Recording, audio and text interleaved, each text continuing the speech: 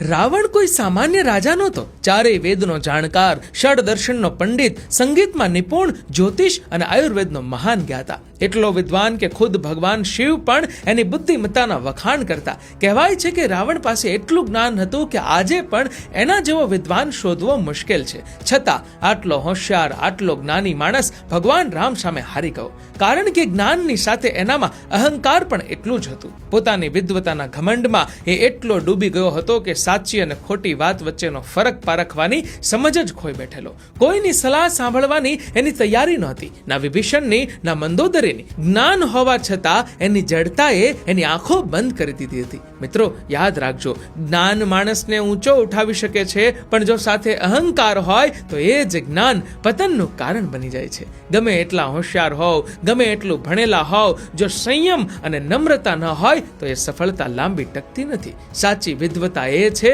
જે તમને નમ્ર બનાવે, ઘમંડી નહીં. મિત્રો, તમારું આપણી વિશે શું કહેવું છે?